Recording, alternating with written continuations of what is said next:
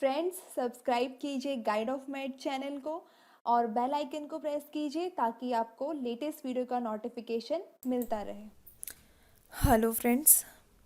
पिछली वीडियो में हमने डिस्कस किया था टीडीएस अंडर जीएसटी के प्रोविजंस के बारे में कि टीडीएस अंडर जीएसटी होता क्या है, इस केस में कौन कौन पर्सन एलिजिबल होते हैं टीडीएस डिडक्ट करने के लिए, कब डिडक्ट किया जाता है, कैसे डिडक्ट किया जाता है। ओके, तो आज की इस वीडियो में हम टीडीएस अंडर जीएसटी के केस में प्रैक्टिकल वर्क देखेंगे कि टैली के अंदर इसका प्रैक्टिकल हम कैसे करते हैं, कैसे हम इसकी जर्नल एंट्रीज करते हैं।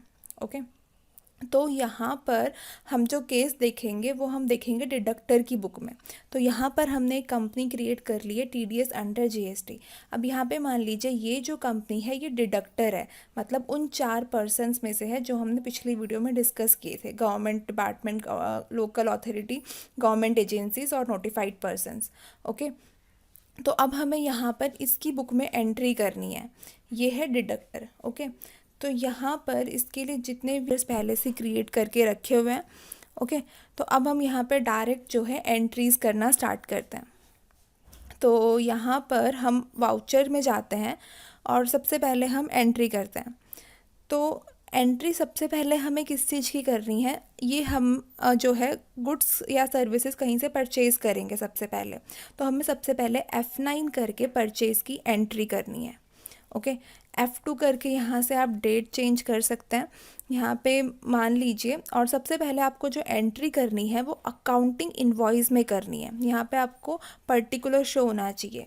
यहाँ पे अगर आपको मोड चेंज करना है तो उसके लिए आप यहाँ पे Ctrl+H करेंगे। Ctrl+H करके आप यहाँ पे इसका जो है मोड चेंज कर सकते हैं। यहाँ से आपको जो है अकाउंटिंग इनवॉइस लेना है, ना कि आइटम इनवॉइस। ओके, क्योंकि यहाँ पे हम सर्विसेज जो है परचेज़ करेंगे। अब तो यहाँ पे हमने F2 करके डेट चेंज कर ली। मान लीजिए 1 फरवरी को जो है हमने सर्विसेज परचेज़ करी हैं और यहाँ पे सप्लायर इनवॉइस नंबर डाल दिया, पार्टी हमने ले ली जो हमने पहले से क्रिएट करके रखी थी। ओके, अब यहाँ पर जो हमने सर्विस ली है वो ली है जॉब वर्क। ओके, जो कि हमने रखा है इनडायरेक्ट एक्सपेंस के अंडर। अब मान लीजिए 3 लाख की सर्विसेज हमने परचेज़ करी जिस पे CGST SGST चार्ज हो गया। अब इस केस में TDS डिडक्ट होगा क्योंकि यहाँ पे जो लिमिट थी वो 2,50,000 थी। अब उससे ज़्यादा की सर्विसेज हमने परचेज़ करी है। ओके, नेक्स्ट हमें क्या करना है, पेमेंट करनी है। बट पेमेंट करने से पहले हमें TDS डिडक्ट करना है, तो उसकी एंट्री हम F7 जर्नल में करेंगे।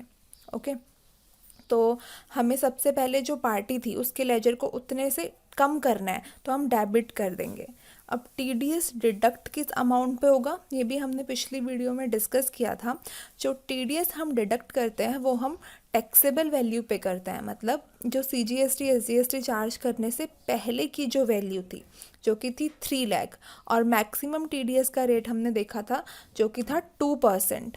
ओके, इस सेक्शन के अंडर तो यहाँ पर 6,000 TDS हमारा डिडक्ट हो जाएगा और यहाँ पे हम क्रेडिट कर देंगे TDS SGST 1% और जिसमें रहेगा 3,000, और TDS CGST 1% जिसमें रहेगा 3,000। ओके, तो ये हो गई है TDS डिडक्ट करने की एंट्री।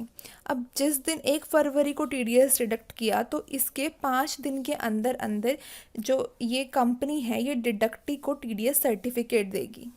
ओके, अब हमें इसके बाद क्या करना है, जो रिमेनिंग अमाउंट है उसकी पेमेंट करनी है।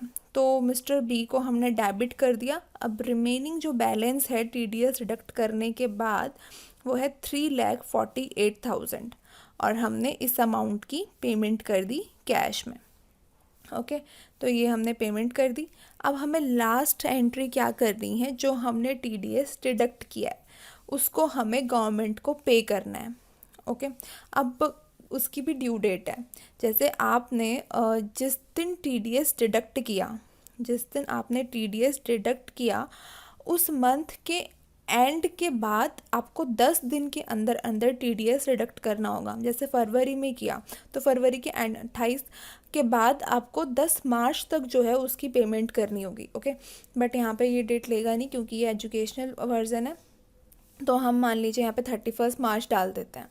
ओके, तो आपको ड्यू डेट के अंदर अंदर जो है पेमेंट करनी है TDS की, नहीं तो आपको पेनल्टी पे करनी पड़ेगी। ओके, तो यहाँ पर हमने पे करने के लिए TDS CGST का लेजर जो हमने बनाया था उसको हमने यहाँ पे डेबिट कर दिया 3000 से। ओके, उसका बैलेंस आपको यहाँ पे दिखेगा साइड में 3000। ओके, तो 3000 अब हमने पे करने के बाद इसका बैलेंस ज़ीरो हो गया है। ऐसे ही यहाँ पे SGST का अमाउंट भी हम पे कर देंगे, TDS SGST 1%। ओके, और ये भी जो है 3000 और इसका बैलेंस भी अब ज़ीरो हो चुका है। ओके, तो हमारी जो भी लायबिलिटी थी हमने सारी पे कर दी हैं, ये भी हमने कैश में पे कर दिया। ओके, तो इस तरीके से जो है आपको एंट्री करनी होती है। यहाँ पे आप बैंक से भी पे कर सकते हैं। ओके।